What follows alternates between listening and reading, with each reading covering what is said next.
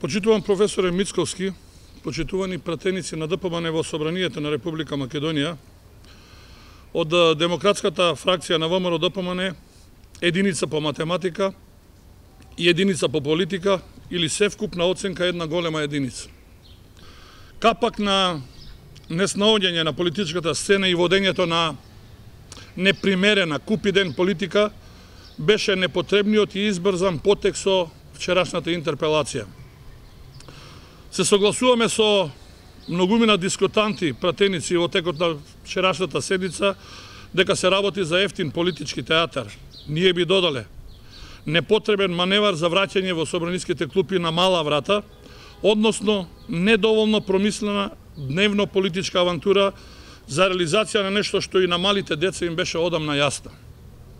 Господине Мицковски, требаше некој претходно да ве поднаучи дека опозицијата не поднесува интерпелација за да ја зајакне позицијата на владата и да ја даде дополнителен легитимитет, а себе си да се обезличи.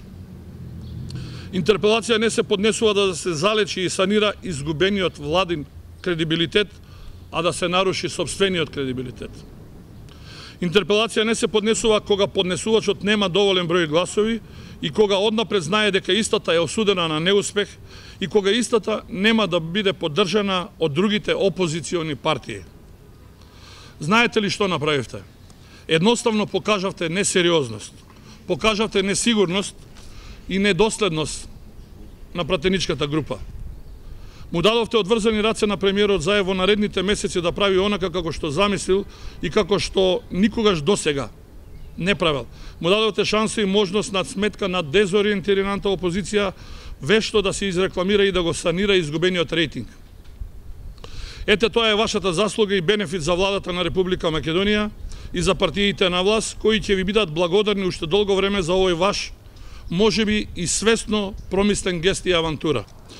Наместо да поднесувате избрзана и однапред осудена на неуспех интерпелација кон наводниот ваш луд противник, со асистенција на верните до вчерашни слепи извршители на вашиот ментор и претходник, вие требаше јавно да се оградите од искомпрометираните партиски личности и од досегашните водени криминални политики.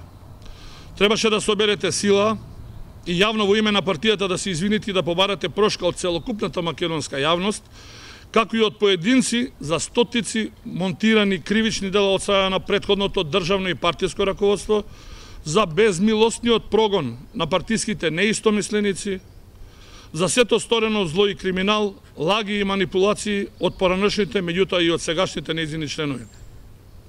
Само така и на тој начин ВМРО ДПМН заеднички ќе го вратевме на вистинските позиции, а сите ние ќе бевме сплотени и многу посилни во одбрана на интересите на граѓаните на Република Македонија. ДПМН и ВМРО се во сериозен расчекор и се соочуваат со значајна одлука во времето кое е пред нас. И затоа сакаме посебно да им се обратиме на пратениците во Собранието на Република Македонија, кои треба конечно да се одлучат и да одберат.